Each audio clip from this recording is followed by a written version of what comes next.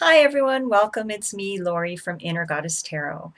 Happy 2016. Happy New Year, everyone. I wish you all the best. I hope all your wishes and dreams come true in this new year full of promise and optimism.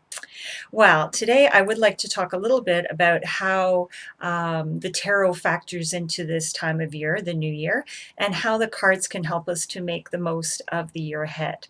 So, I think I've talked about it before, and many tarot enthusiasts are already aware that everyone has their own personal tarot year card, which is based on your date of birth. But there's also a universal year card. So it's a card that's calculated by adding the digits of the four digits of the year together and reducing it. It reduces to a number between 1 and 22. Or yes, between 1 and 22, which corresponds with one of the major arcana. So for 2016, so we'd add together 2 plus 0 plus 1 plus 6. That gives us a number 9. Number 9 corresponds with our friend the Hermit. So 2016 is a Hermit year. We take a look at the universal year card to get an idea of the atmosphere of the year, the energy of the year, what we can expect, possible opportunities, challenges, resources, and what everyone on the planet can do to ride the energy of the year to the best advantage of all concerned. So, a Hermit year, what does that involve? Take a look at that card again. What does a figure of the Hermit mean to you? Wow, I see this figure, wise, older figure, alone on a mountaintop, hiding away from the world in that heavy gray cloak, but not just hiding away. They've retreated from the world because they need to think, they need to contemplate, they need to do research, they need to write, that kind of thing. So I see someone who's wise, somewhat world-weary figure who's retreated from the world because they need to do some inner work. There's something that they need to do, and for that they need to be alone to do that. But usually this kind of figure gets pulled back into the mundane world when we need their help.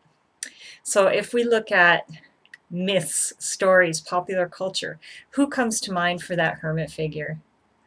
I have to admit, for me, being kind of a science fiction and fantasy nerd, I see Obi-Wan Kenobi here. I see Gandalf. Who else comes to mind? Yoda, of course. So going into the world of Star Wars, but I'm going to stop there in case anyone hasn't seen the new movie yet. But it's this kind of wise figure who retreats from the world, and yet they have wisdom to share with us. They're holding that lamp shining out in front of them, so they do have wisdom to share when it becomes necessary, when we need it. So how does that translate to a hermit year, a universal hermit year?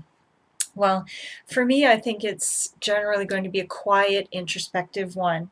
It's a time when many people may feel that urge to withdraw, to think, to contemplate, to find the answers that they need within. But the hermit is also a very strong teacher and mentor figure. So I'm thinking in 2016, a lot of us are going to be looking to teachers, gurus, mentors, philosophers, leaders who we respect, looking to them for answers and looking for ways that we can avoid repeating the more unfortunate or violent or negative chaotic things that happened in 2015. So we'll be looking within ourselves, but also to the scholars, the leaders that we respect, in order to find some answers so that we can shift away from those patterns that just aren't serving us well. In a hermit year, it's good to be thoughtful rather than reactionary, to try to see the bigger picture, see the universal forces at play. The only thing is that during a hermit year, we may feel this urge to become insulated from the rest of the world, to get in our own heads, to be wearing that cloak that protects us from the outside world and concerns outside of us. But we need to avoid that temptation, because that hermit is holding out that lamp, that shining star, providing guidance to others. So we shouldn't allow ourselves to get too insular, but to shine our light out, shine out that wisdom that we have, so that we can communicate and share and help others during this year.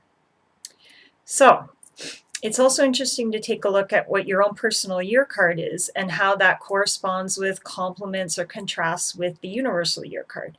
So for me, this year is justice. So both of those figures, Justice and the Hermit, have, I think, a level of solemnity, gravitas to them. There's a feeling of thinking carefully, making decisions rationally, taking responsibility for things, weighing pros and cons. So I'm thinking that the Justice and the Hermit really kind of support each other and complement each other in a lot of ways. And so I will keep that in mind as I make my plans for the new year. Seeing how I can work with both of those energies in order to reach my own personal goals. So I recommend, if you haven't already, do the calculation, figure out which your 2016 year card is, and see how that fits, complements, contrasts with the Hermit.